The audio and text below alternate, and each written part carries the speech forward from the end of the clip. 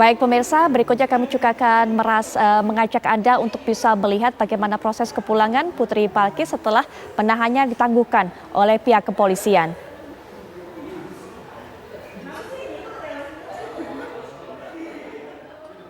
Baik, kami juga nanti akan tayangkan. Nah, ini dia bagaimana sambutan dari putra-putrinya, anak-anak tercinta yang begitu merindukan kehadiran ibunya langsung memeluk Putri Balkis. Saya tidak bisa berkata-kata melihat momen ini, Pak Wahyu. Saya hanya bisa, saya bayangkan apa yang dirasakan oleh keduanya, dari pihak anak maupun dari pihak ibu atau dari pihak Putri Balkisnya ini, penderitaan yang dia alami selama dilakukan proses penahanan. Anak-anaknya juga sering, Pak Wahyu, menjadi saksi mata dari apa yang dilakukan oleh suaminya penyiksaan ini kepada istrinya, Pak Wahyu. Ini kita lihat kembali, betul-betul menguras emosi kita, menguras air mata kita, bisa melihatnya kerinduan seorang ibu dan kerinduan anak-anaknya untuk bisa berkumpul bersama. Ketika kemudian ayahnya juga tidak bisa memberikan perlindungan kepada anak istrinya, memang ibu yang bisa berperan memberikan perlindungan kepada anak-anaknya. Pak Wahyu, bagaimana melihat gambar tadi? Iya, ini semakin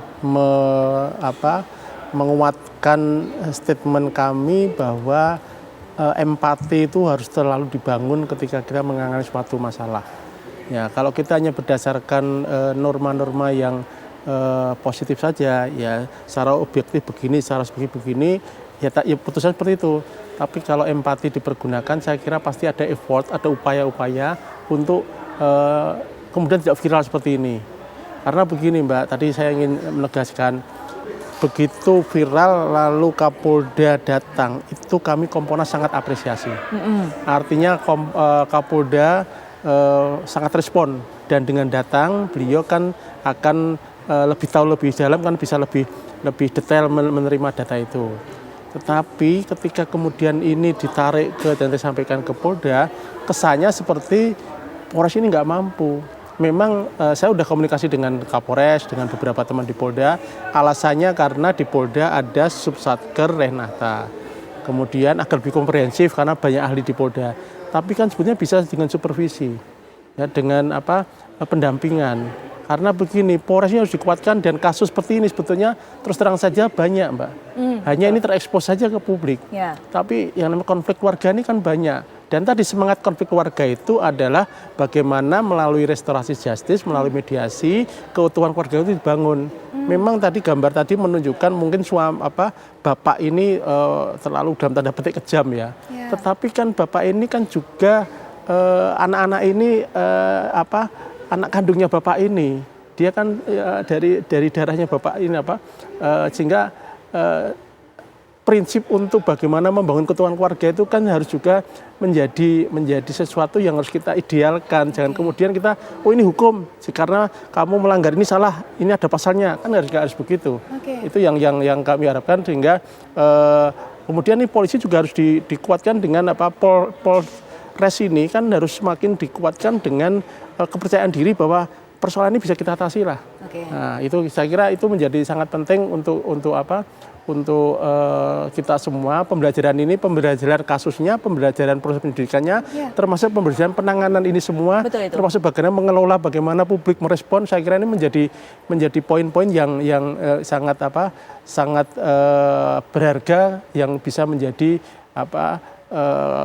kamus untuk kita jangan diulang lagi. Bukan hanya masyarakat yang belajar dari kasus ini, bukan hanya para korban KDRT, tapi juga pihak kepolisian belajar bagaimana penanganan yang maksimal dan tepat dalam kasus KDRT ini. Prof. Hipnu, kembali lagi Prof. Hipnu, ada upaya restoratif justice yang ditawarkan oleh pihak kepolisian dan juga dari pihak suami. Tapi Prof. Hipnu, kalau kita melihat betul ini memang konflik KDRT, konflik keluarga. Tapi dengan penganiayaan seperti itu yang dilakukan kepada pihak istri ini, apakah memang masih layak upaya restoratif justice itu dikedepankan, Prof. Hipnu? Dalam hal masih bisa dilakukan suatu perdamaian, masih bisa.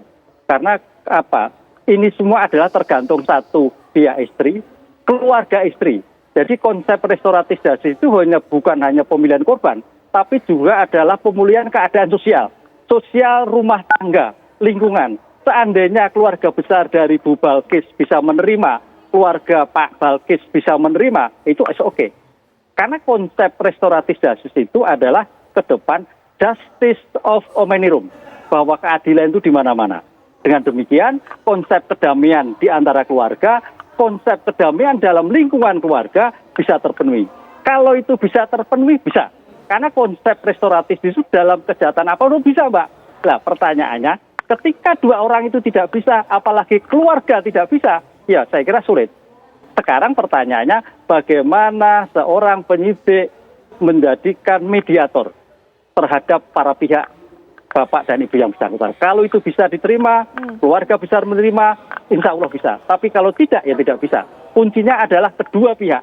Karena ini saya dulu pernah penelitian, Pak, penyelesaian non litigasi dalam sistem peradilan pidana. Kasus seperti ini memang bisa, tapi ada juga yang tidak bisa. Kuncinya terhadap Bu Balkis dan suaminya. Dan keluarga Bu Balkis dan keluarga suaminya. Ya, semuanya Begitu. memang tergantung kesepakatan dari kedua belah pihak, termasuk keluarga besar dari kedua belah pihak. Tapi kalau melihat Prof. Ibnu, terus terang saja, ketika kemudian dipulangkan dari tahanan saja saat penangguhan, ini Ibu Balkis ini menderita ketakutan untuk pulang karena mungkin keamanannya atau dikhawatirkan masalah keamanannya. Sepertinya juga untuk menuju restoratif justice tipis peluangnya, Prof. Ibnu. Bisa jadi tipis. Karena memang ini kejahatan ini sudah kejahatan yang bahasa kami di luar kemanusiaan lah, sampai istrinya seperti itu. Tapi pertanyaannya, Bu Balkis juga seperti itu loh, Mbak. Sampai alatnya rusak itu kan juga suatu luar biasa. Pertanyaannya, apakah Bu Balkis punya ilmu tersendiri sehingga sampai dalam begitu cepat sakit seperti itu. Ini juga kita harus imbang, Mbak. Harus imbang. Jadi oleh karena itu dalam seperti ini, kejelian, kemudian kedinginan penegak hukum untuk mendamaikan menjembatani. Yang penting kedua pihak dia menerima, apalagi ini kan punya anak-anak yang masih masa depan.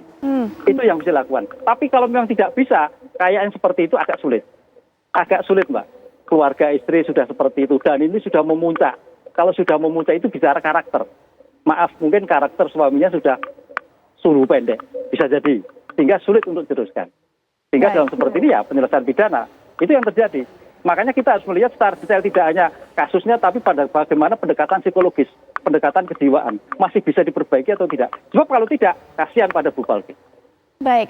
Sehingga proses hukum tetap berjalan. Menyinggung mengenai masalah kejiwaan, kemudian masalah karakter, salah satu hal juga yang diungkapkan oleh pihak keluarga dari Ibu Balkis ini, walaupun memang tidak datang dalam diskusi ini, tapi ini beredar di media, termasuk juga media sosial dan juga media konvensional, Prof. Ibnu mengatakan bahwa pelaku ini ataupun juga suami dari Ibu Balkis ini kemudian mengkonsumsi narkoba, kemudian melampiaskan amarahnya. Nah, terkait dengan hal-hal seperti ini atau keterangan seperti ini, bagaimana seharusnya pihak kepolisian menyikapinya? Apakah kemudian harus dilakukan pemeriksaan lebih lanjut terkait hal ini? Oh iya, berarti ada dua peristiwa KDRT dan peristiwa konsumsi narkoba. Tes dulu tes narkobanya, sehingga kalau yang terjadi narkobanya itu yang dijalankan, bukan masalah KDRT-nya. Sepanjang masih bisa dilakukan perdamaian di antara pihak. Artinya dari Pak Balkis ini, suaminya Bu Balkis, ada dua peristiwa hukum, KDRT dan konsumsi narkoba. Konsumsi narkoba itulah yang saya kira menjadi PR tersendiri bagaimana pihak Polda untuk menggali siapa pemasoknya, siapa peredarnya, sejak kapan dia menggunakan. Ini saya kira yang menjadi penting. Sebab kalau nanti tidak dilakukan, ketika damai, menjadikan suatu permasalahan itu bisa berulang kembali. Ini yang harus diperhatikan secara komprehensif, baik perilaku maupun perilaku suaminya di dalam kehidupan masyarakat. Pak Wahyu, ada kemungkinan ternyata untuk bisa kasus ini ternyata mengarahkan kepada terbukanya peluang kasus kriminal baru atau kasus pidana baru? Penyidik, dalam ini polisi tentu harus mengolah semua informasi yang masuk. Saya setuju itu. Artinya kalau ada tindak pidana lain, tentu harus juga diusut, tidak berarti kemudian dimaafkan ya gara-gara sudah damai. Saya setuju itu. Tetapi kita ini tadi kan soroti kan soal konflik keluarganya. Betul. Ya, sehingga tadi betul Prof. Ibnu ini kan dua hal yang berbeda. Ya. Dan kalau narkoba hukumannya sudah jelas lah. Artinya narkoba itu nggak bisa di RJ, nggak bisa di restorasi justice. Tapi kalau konflik ini kan bisa. Jadi ini saya kira dua hal yang harus kita lihat secara komprehensif. Tapi ini pelajaran berharga bagi kita semua dan kita juga harus paham juga kasus KDRT seperti ini banyak, Mbak, nggak hanya ini, dan banyak yang nggak mau lapor karena takut aib keluarga terbongkar, karena sekarang semua masyarakat publik tahu aib di keluarga itu, dan itu untuk anak-anaknya masih kecil, anaknya sudah besar kan kasihan juga. Itu yang kami hindari. Ini memang dinamika kehidupan sekarang seperti itu. Polisi tentu sekarang ini tantangannya semakin berat, tuntutannya semakin berat. Tadi disebut Prof. Ibnu, kalau bisa menjadi mediator akan sangat bagus. Baik. Kalau sudah tidak bisa ya sudah, memang nggak bisa dilakukan. Tetapi upaya-upaya untuk menjadikan semangat undang-undang KDRT bahwa yang diutamakan adalah keutuhan keluarga, itu yang harus saya kira harus diutamakan. Baik, Ya. kasus KDRT ini bisa menimpa, bisa terjadi pada siapa saja, bukan hanya pada masyarakat biasa saja.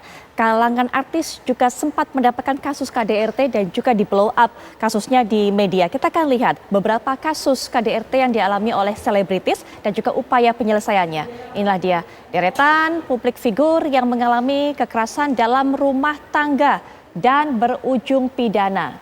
Cita Permata dan aktor Egy John. Cita divonis 6 bulan penjara dalam kasus KDRT terhadap suaminya Egy John. Cita menyiram minyak panas dan menusuk Egy John. Dalam kasus ini kita juga bisa pelajari bahwa pelaku KDRT memang bukan hanya pria, bukan hanya pihak suami, tapi ada kemungkinan juga pihak istri, pihak wanita bisa menjadi penyebab atau bisa menjadi pelaku dalam kasus ini. Nah ini Askara Parasade dan penyanyi Nindi Ayunda. Askara divonis 2 bulan penjara dalam kasus KDRT yang dialami oleh istrinya Nindi Ayunda. Vonis yang ringan tentunya 2 bulan penjara. Berikutnya kita lihat kasus ini menimpa kepada selebritis siapa yang menjadi sorotan. Nah ini betul-betul menjadi sorotan pada saat itu, bahkan juga menuai kemarahan dari publik. Rizky ditetapkan sebagai tersangka atas KDRT terhadap istrinya Lesti Kejora. Dan berujung pencabutan laporan, Rizky Bilar juga menjadi bebas. Nah yang terakhir ini merupakan salah satu kasus KDRT yang bisa diselesaikan melalui jalur damai. Nah ini yang juga baru kita mendengar kemarin putusan atau vonis dari pengadilan. Ferry Irawan divonis 1 tahun penjara setelah melakukan KDRT terhadap istrinya Vena Melinda yang pada saat itu dilakukan di luar kota saat Vena Melinda ini sedang melakukan kegiatan di daerah konstituennya. Baik, pernyataan penutup mungkin Prof. Ibnu, apa yang bisa dilakukan oleh pihak kepolisian Prof. Ibnu untuk bisa menyelesaikan kasus ini betul-betul pada tempatnya, pada porsinya secara adil, termasuk juga menanggapi ataupun juga memuaskan keadilan yang dituntut oleh pihak masyarakat. Prof. Ibnu. Ya, tadi betul Pak Wahyu. Jadi sekarang Polri harus mempunyai suatu atensi, kepekaan bagaimana kasus KDRT itu karena delik aduan. Kalau toh pun memang sampai pada proses, Mbak, kita damaikan. Itu. Jadi kalau misalkan ini sulit restoratif justice, ya sudah jalan. Tapi begitu sampai pada jalan tertentu, ini kan delik aduan, dicabut kembali. Oleh karena itu bagian proses hukum, itu bagian proses pembelajaran di antara para pihak. Sehingga ketika merasakan proses hukum, diperiksa yang akhirnya kemudian sampaikan kejaksaan, bisa dicabut sepanjang masih dalam waktu sebelum 6 bulan. Ini yang saya kira menarik di dalam seseorang ketika kesulitan untuk melakukan suatu perdamaian. Memang perdamaian sebagai bentuk mediasi penal, ini suatu yang dikembangkan di Indonesia. Lagi-lagi, apakah bisa ditemukan atau tidak? Karena kedepannya memang tantangan seorang penegak hukum, bagaimana pemidanan itu bersifat restoratif, bukan lagi retributif. Apalagi restoratif namanya justice. Tadi saya katakan, justice of omnium. Keadilan itu ada di mana-mana. Sehingga begitu diserahkan, diperiksa, bisa didamaikan. Atau belum didamaikan. Jadi keadilan sampai pada putusan nanti sebelum sidang pun bisa diajukan suatu penyelesaian restoratif. Ini yang saya kira pembelajaran ke depan, kalau memang sulit ya dipaksa naik restoratif. Terus jangan berhenti untuk melakukan restoratif bahkan sampai di sidang peradilan. Gitu. Baik, Prof. Ibnu. Kita sambil mendengarkan pendapat Prof. Ibnu tadi juga melihat luka lebam seperti apa yang dialami oleh Putri Palkis ini di bagian mata, wajah semua, bahkan sekujur tubuh, tangan dan bahkan juga kaki. Terakhir juga mungkin Pak Wahyu, jangan sampai kasus ini kemudian membuat masyarakat yang menjadi korban KDRT malah lebih memilih bungkam karena merasa toh akhirnya bisa ditetapkan sebagai tersangka, padahal mungkin para korban itu berupaya hanya untuk membela diri, Pak Wahyu. Ya, ini betul tadi Prof. Ibnu, ini pembelajaran yang baik. Dan kita semakin paham bahwa sebetulnya prinsip hukum itu kan tidak hanya kepastian hukum, tapi ada kemanfaatan dan keadilan. Nah, ini kan harus dikombinasi menjadi suatu sinergi dalam rangka membangun kehidupan yang beradab. Nah, maka tugas polisi itu sebetulnya menjaga peradaban. Jadi ketika kemudian menjaga peradaban itu bisa dengan mediasi, lakukanlah oleh polisi. Tapi ketika menjaga peradaban itu harus dengan tindak pidana, narkoba, lakukanlah itu dengan tegas. Ya, jadi ini saya kira tugas-tugas polisi yang jangan sampai lupa. Kalau kita ke belakang, awal mula polisi itu di negara kota, penjaga peradaban namanya polisia, ya saya jadi polisi. Tugas utamanya itu menjaga peradaban. Dengan cara apa? Dengan mediasi, dengan menjaga kerukunan, dengan menjaga dan dengan memindahkan yang salah. Saya kira itu ini pelajaran sangat berharga nih Mbak nih. Sangat berharga untuk kita semua. Seperti yang sudah kami sempat sampaikan tadi, buat masyarakat, terutama mereka yang ada di posisi yang sama, ada di kasus sama. Pak Wahyu kan mengatakan banyak sebenarnya kasus KDRT selama ini terjadi, cuma banyak juga yang kemudian memilih untuk bungkam diam. Apa yang harus mereka lakukan? Kita punya pelajaran dari kasus ini, termasuk juga pihak kepolisian seharusnya bisa mendudukkan kedua pihak ini suami istri dalam garis yang sejajar dan menyelesaikan ataupun memberikan solusi secara adil. Pak Wahyu, terima kasih sudah berkenan untuk bisa memberikan pandangan dalam kasus ini. Prof Hipnu juga terima kasih. Prof Hipnu, selamat melanjutkan perjalanan kembali. Mohon maaf kami ganggu nih perjalanannya, tapi terima kasih sudah memberikan ilmu yang bermanfaat mengenai kasus ini dari sudut hukum pandang atau sudut pandang hukum pidana. Selama malam ini, Prof Hipnu. Selamat malam, Prof Hipnu, Pak Wahyu. Selamat malam.